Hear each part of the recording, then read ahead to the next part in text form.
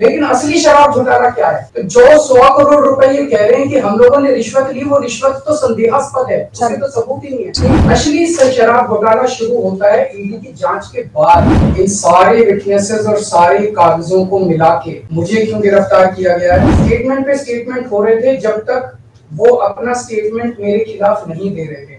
जैसे उन्होंने मेरे खिलाफ स्टेटमेंट दिया, बेटा भी छूट गया, स्टेटमेंट होने भी बंद हो गए और 3 अक्टूबर को उनका माफीनामा भी हो गया। इसका मतलब ईडी का मिशन केवल और केवल मुझे फंसाना था। 25,000 पेज ईडी ने फाइल किए हैं कोर्ट के अंदर। उन 25,000 में जो केजरीवाल के खिलाफ वाला स्टेटमेंट है केवल वो लगाया गया, बाकी दोनों स्टेटमेंट दबा दी जाए। मैं केवल ये जानना चाहता हूँ कि क्या ये 4 स्टेटमेंट्स एक सिटिंग चीफ मिनिस्टर को अरेस्ट करने के लिए पर्याप्त हैं?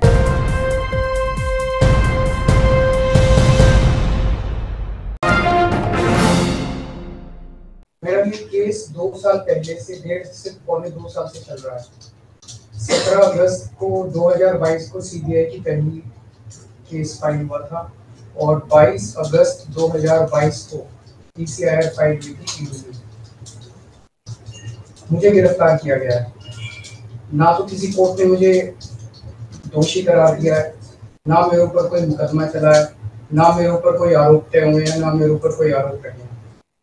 अभी तक इस केस में सीबीआई 31,000 पेज फाइल कर चुकी है कोर्ट में और 294 विटनेसेस को एग्जामिन कर चुकी है। ईडी लगभग 162 विटनेसेस को एग्जामिन कर चुकी है और 25,000 पेजेस फाइल कर चुकी है। इन सारे विटनेसेस और सारे कागजों को मिला के मुझे क्यों गिरफ्तार किया गया है? मेरा नाम सीधे सीधे 4 स्टेटमेंट्स में आता है, वो मैं आपके सामने रखने की इजाजत चाह रहा हूँ। तो मेरा चार्ज क्या आता है? पहला, सी अरविंद मनीष सिसोदिया जी के सेक्रेटरी थे। उन्होंने ये कहा है, स्टेटमेंट दिया है कि एक दिन मेरे घर में मेरी मौजूदगी में मनीष सिसोदिया जी ने उनको कुछ एक्साइज के डॉक्यूमेंट्स हैंड ओवर किए। That's it madam. उन्होंने ये नहीं कहा कि मेरी मौजूदगी में कोई पैसे दिए, कोई ऐसा कोई आरोप नहीं है। मेरी मौजूदगी में सी अरविंद को मनीष सिसोदिया जी ने एक्साइज के कुछ डॉक्यूमेंट्स। मैडम, मेरे घर पे ढेरों एमएलए आते हैं, ढेरों मंत्री आते हैं, ढेरों डिग्निटरीज आते हैं, अपने अपने सेक्रेटरी लेते हैं, वो आपस में खुसर भी करते रहते हैं, आपस में डॉक्यूमेंट्स भी एक्सचेंज। मुझे क्या पता कि कौन किसको क्या दे। Is this a sufficient reason to arrest the sitting chief minister? क्या ये स्टेटमेंट एक सिटिंग चीफ मिनिस्टर को अरेस्ट करने के लिए पर्याप्त है? नंबर 1। नंबर दूसरा स्टेटमेंट, एमएसआर मगुंटा श्रीनिवास रेड्डी, ये मेंबर ऑफ पार्लियामेंट थे, जगन रेड्डी की पार्टी से। एमएसआर एक दिन 16 मार्च 2021 को 4:30 बजे मेरे दफ्तर आते हैं। उससे 10 दिन पहले उन्होंने मेरे ऑफिस में चिट्ठी ईमेल भेजी कि मैं एमपी हूँ, मुख्यमंत्री से मेरे ऑफिस वालों ने उसको 10 दिन बाद का टाइम दे दिया।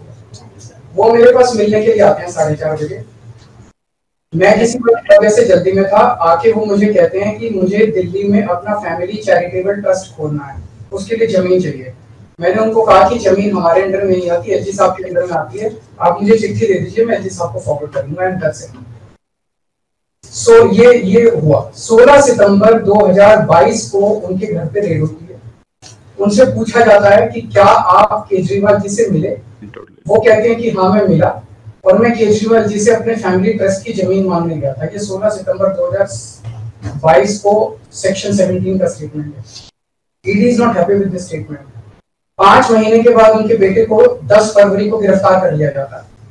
उसके बावजूद भी वो अपने स्टेटमेंट पे कायम रहते हैं। उनका दोबारा गिरफ्तारी के बाद स्टेटमेंट लिया गया था, वो कायम रहते हैं।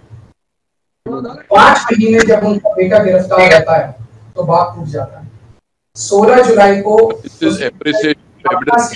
बदल लेते हैं। उसके बाद वो 16 जुलाई को वो अपना स्टेटमेंट बदल लेते हैं। 18 जुलाई को उनका बेटा छूट जाता है। उसके बाद उनका कोई स्टेटमेंट नहीं होता। That's it. स्टेटमेंट पे स्टेटमेंट हो रहे थे जब तक वो अपना स्टेटमेंट मेरे खिलाफ नहीं दे रहे थे। जैसे उन्होंने मेरे खिलाफ स्टेटमेंट दिया, बेटा भी छूट गया, स्टेटमेंट होने भी बंद हो गए और 3 अक्टूबर को उनका माफीनामा भी हो गया। Mission accomplished. इसका मतलब ईडी का मिशन केवल और केवल मुझे फंसाना था। 3 सेक्शन 50 के स्टेटमेंट है। तीनों सेक्शन 50 के स्टेटमेंट है, they are equal in the eyes of the law. तीनों बराबर है, तीनों की ग्रेविटी सेम है। तो उसमें से एक स्टेटमेंट के तवज्जो क्यों दी गई, क्या जांच की गई है जानने के लिए उसमें से एक ठीक है बाकी दो गलत है। जो 25,000 पेज ईडी ने फाइल किए हैं कोर्ट के अंदर, उन 25,000 में जो केजरीवाल के खिलाफ वाला स्टेटमेंट है केवल वो लगाया गया, बाकी दोनों स्टेटमेंट दबा दी गई। क्यों मैम? कोर्ट के सामने तीनों स्टेटमेंट लाई जाने चाहिए थे ताकि कोर्ट डिसाइड कर ले सच्चाई क्या है। चलिए ठीक है। एक मिनट मैम, तीसरा स्टेटमेंट है उनके बेटे का, राघव मगुंटा से 16 सितंबर को उसके घर पे जब रेड होती है उनसे स्टेटमेंट लेते हैं, he says whatever his father had said। उसके बाद 10 फरवरी को उनको अरेस्ट किया जाता है। उसके बाद उनके 5 स्टेटमेंट्स होते हैं, पांचों स्टेटमेंट्स में वो वही बोलते हैं जो पहले बोला।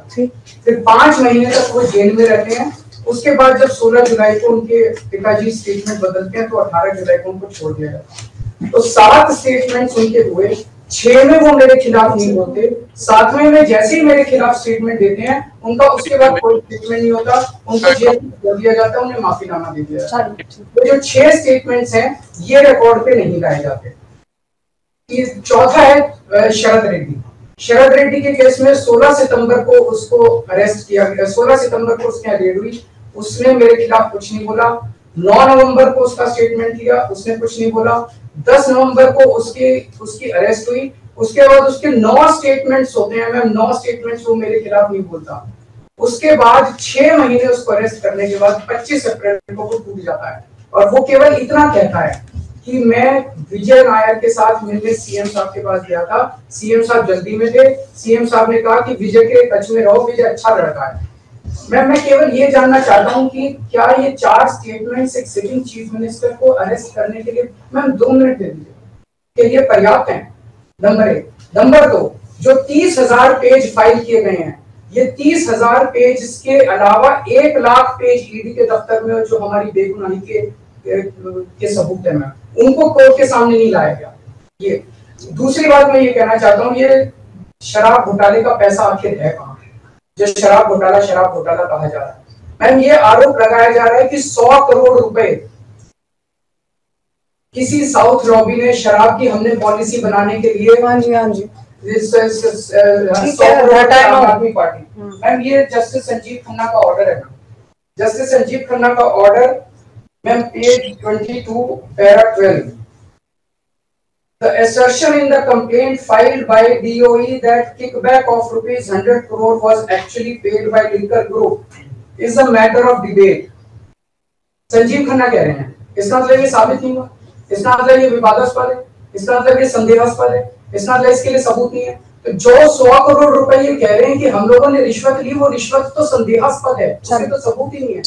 लेकिन असली शराब घोटाला क्या है? असली शराब घोटाला शुरू होता है ईडी की जांच के बाद। जब ईडी की जांच शुरू हो जाती है, ईडी की जांच के 2 मकसद हैं। एक स्मोक स्क्रीन क्रिएट करना पूरे देश के सामने, आम आदमी पार्टी ने चोरी की है, आम आदमी पार्टी भ्रष्टाचारी है, आम आदमी पार्टी ने शराब घोटाला किया, और उसके पीछे एक्सटॉर्शन रैकेट करना जिसके जरिए वो एक्सटॉर्शन रैकेट करना जिसके जरिए वो पैसे इकट्ठे कर रही है। मैं आपको सबूत दे रहा हूँ। शरद रेड्डी के केस में शरद रेड्डी को बेल 2 वजह से मिली। एक, शरद रेड्डी ने मेरे खिलाफ स्टेटमेंट दिया और शरद रेड्डी ने अरेस्ट होने के बाद 55 करोड़ रुपए का चंदा बीजेपी को दिया, 55 करोड़ रुपए के bonds arrest. So he bought his bail ma'am, he bought his bail। Now the money trail is clearly established। Money trail is clearly established। Ma'am, just last 1 minute। Last 1 minute। The money trail is established, ma'am. उसने अपनी bell arrest होने के बाद 55 करोड़ रुपए का चंदा BJP को दिया, बीजेपी के अकाउंट में सीधा गया। मनी ट्रेल इज एस्टैब्लिश्ड और यही पूरी जांच का मकसद था। एक तरफ आम आदमी पार्टी को क्रश करना, एक स्मोक स्क्रीन क्रिएट करना, भ्रम का पर्दा और पीछे से एक्सटॉर्शन करना।